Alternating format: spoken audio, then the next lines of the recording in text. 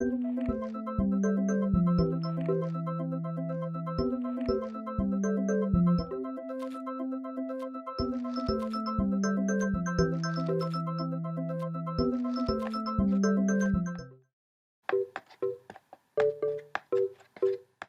suis la ville de Suresnes. Mon emplacement géographique est remarquable. Je suis située en bordure de Seine, sur les pentes du Mont Valérien, un des points culminants des Hauts-de-Seine, face à l'étendue dégagée du bois de Boulogne.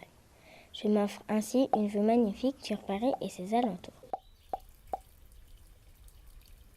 Jusqu'au XIXe siècle, je me développe en exploitant les qualités naturelles de mon territoire. Mes habitants vivent de la pêche sur la Seine et de la culture des vignes sur les pentes ensoleillées de mes coteaux.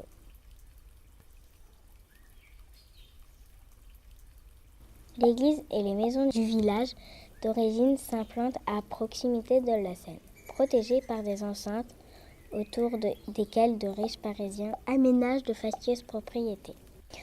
Au sommet du Mont Valérien, un calvaire religieux attire de nombreux pèlerins. En chemin, ils s'arrêtent dans les guinguettes du bord de Seine pour déguster mon vin, un vin réputé et très apprécié des rois.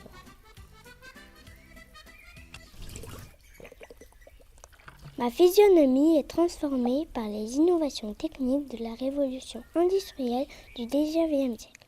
Différentes voies de communication m'ouvrent sur l'extérieur et me relient à Paris.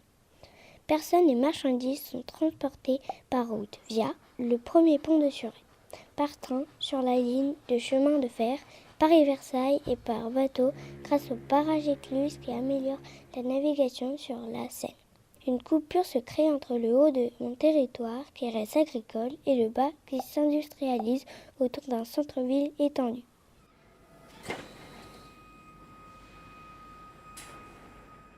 Des usines s'installent sur le bord de Seine. Parfums, biscuits, voitures, avions, made in Suresnes sont produits et expédiés partout dans le monde. Mon territoire entier s'urbanise au début du XXe siècle avec l'arrivée massive d'ouvriers dans les usines. L'ensemble des voies de circulation sont achevées et des maisons remplacent les vignes des coteaux.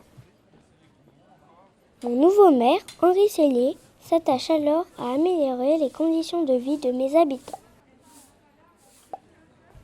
Très novateur, il fait construire le quartier de la Cité-Jardin et de nombreux équipements pour favoriser leur vie sociale et leur épanouissement physique et intellectuel. Écoles, hôpitaux, gymnases, piscines, églises, théâtres, etc.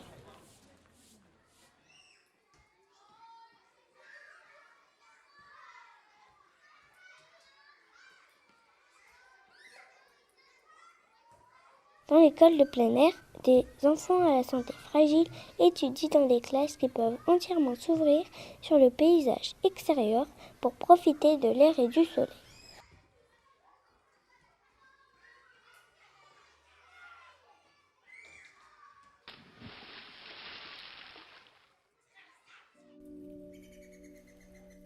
Pendant la Seconde Guerre mondiale, sur le Mont Valérien, devenu une forteresse militaire, un millier de résistants sont fusillés par l'armée allemande. Pour honorer le souvenir des victimes de guerre, le mémorial de la France combattante est aménagé sur un rempart à proximité du cimetière américain. Après la guerre, mes activités industrielles de bord de Seine reprennent avec vigueur afin d'aider à la reconstruction.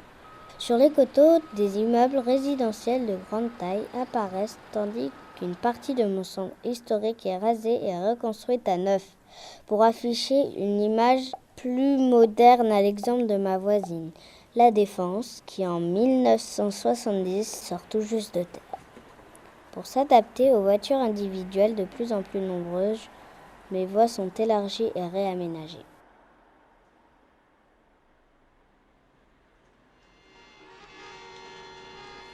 Les voies ferrées et automobiles marquent aujourd'hui les limites de mes différents quartiers.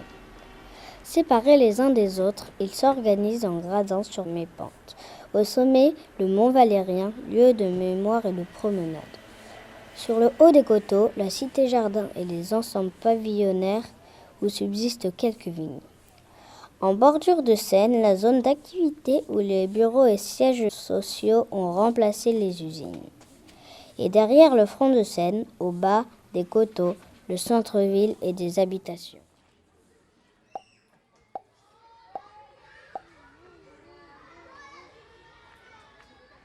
Comme ils l'ont fait à chaque étape de notre histoire, mes habitants ont aujourd'hui le défi d'imaginer mes aménagements de demain.